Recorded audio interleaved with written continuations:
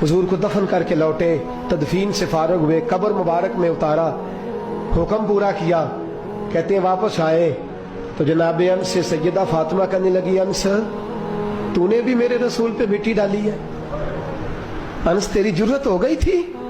फरमाते उस वक़्त फातिमा का पहला आंसू गिरा और फिर 6 महीने हुजूर के बाद हयात रही, मैंने उसके आंसू ही गिरते देखे। लोग सो जाते, वो हुजूर के रोज़े पे जाके बैठ जाती।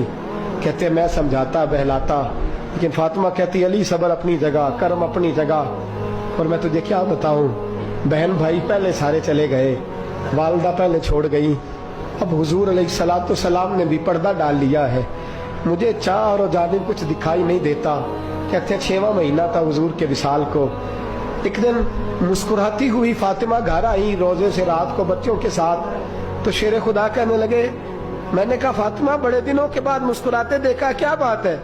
तो कहने लगी अली आज मेरी आंख लग गई थी, मुझे हुजूर ख्वाब में मिले हैं, तो मुझे हुजूर ने कहा है तू रोती क्यों है? तो मैंने कहा महबूबा मेरा दिल नहीं लगता। तो फरमाया बेटी तैयारी कर, तू मेरे पास आने वाली है। हजरत अली फरमाते बस फातिमा बीमार हुई, चंद दिन गुजरे तो मुझे बुलाया और कहने लगे अली वक्त जाने का आ गया है, ये अली के घर की है इज्जत अली से सुनते, नबी के घर की है इज्जत नबी से सुनते, वो जिसने मुअज़्ज़ज़ किया घराने को, हुसैन पाल के जिसने दिया जमाने को, जाने का वक्त आ गया है अली।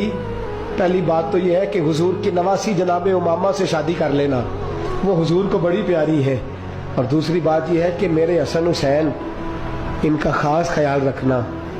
और तीसरे लफ्ज कहे तो हजरत अली तड़प के रोए, कहने लगी मैंने वक्त गुजारा है, आपकी हुकूक मेरी जिम्मेदारी थे, मैं इंसान थी भूल जाती थी, अगर मुझसे कहीं कोई कमी रह गई हो तो मुझे रज़ाए इलाही से दरगुजर करना, कहीं मैं हुजूर के सामने जाके शर्मिंदा ना हो जाऊं। शेर खुदा करम अल्लाह ताला वजहुल करीम फरमाते मैंने हाथ थामा और मैंने कहा फातिमा अली का बड़ा मर्तबा था, पर जो तेरी निस्बत से कमाल था वो तेरा ही था।